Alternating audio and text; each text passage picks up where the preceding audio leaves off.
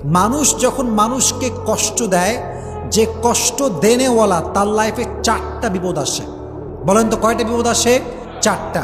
1 number, যে মানুষকে কষ্ট দেয়, যে মানুষের সঙ্গে প্রতারণা করে, যে মানুষকে কথা দিয়ে কথা রাখে না, আমানতের খেয়ানত করে, বিভিন্নভাবে কষ্ট দেয়, তাদের লাইফে 4টা কষ্ট মাস্ট আসে। নাম্বার 1 কষ্ট হচ্ছে এই যে তারা they can't get the peace of heart.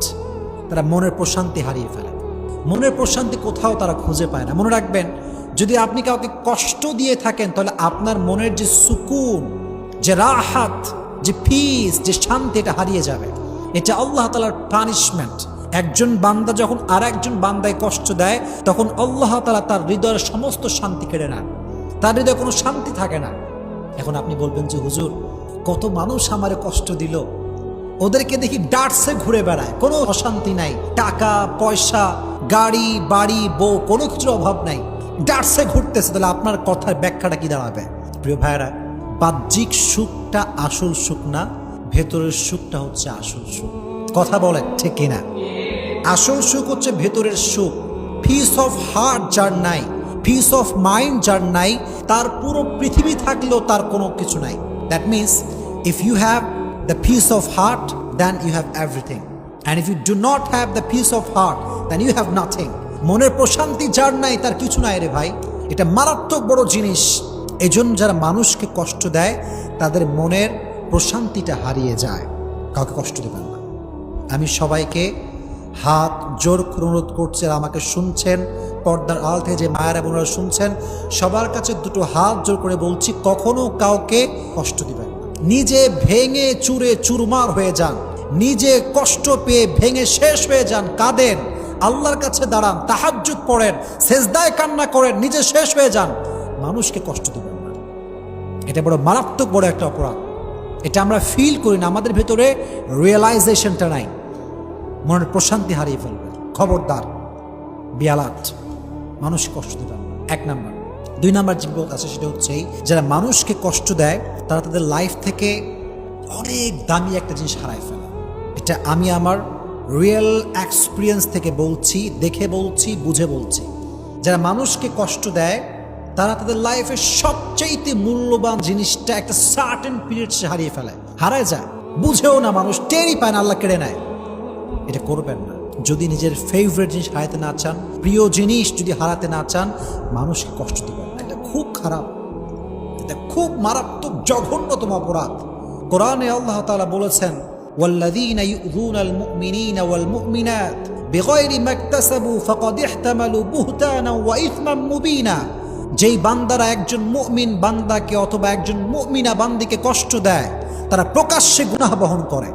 কোনো কারণ ছাড়া দেখবেন মানুষ মানুষকে ব্লেম করে, অপবাদ দেয়, তহমত দেয়, অথচ সে অপরাধ করেই নাই সে। আল্লাহ বলছেন তারা প্রকাশ্যে গুনাহের বোঝা বহন করে।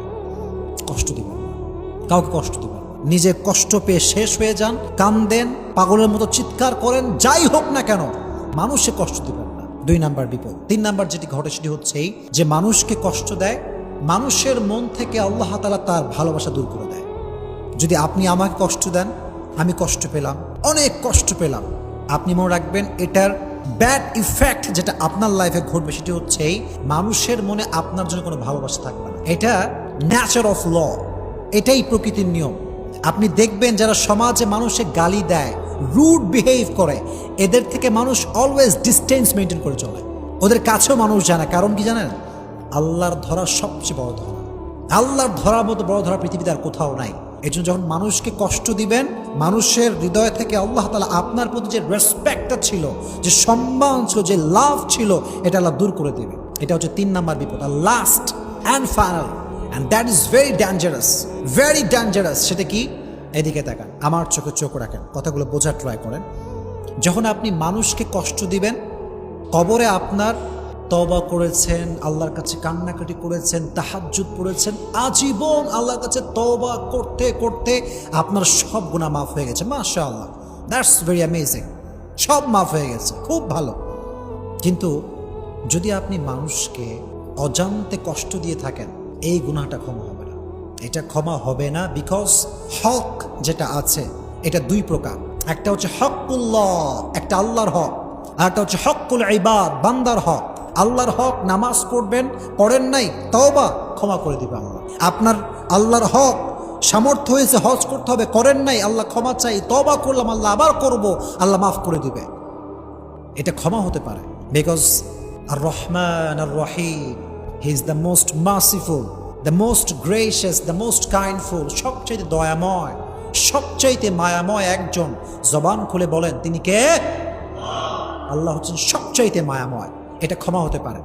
বাট হকুল ইবাদ, বান্দার হক, বান্দা ক্ষমা না করলে ক্ষমা হয় না। This is very dangerous. This forgiveness depends on the person hmm he has offended. আপনি যাকে কষ্ট দিয়েছেন, যেই ব্যক্তি যাকে কষ্ট দিয়েছে, এটার ক্ষমা এক্স্যাক্টলি ওই ব্যক্তির উপর নির্ভর করে যাকে সে কষ্ট দিয়েছে।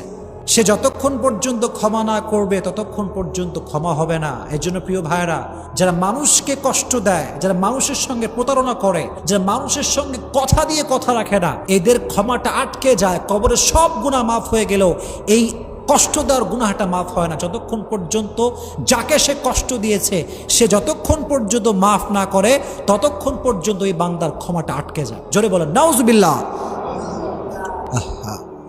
আমাদেরকে আল্লাহ হেফাজত করুন।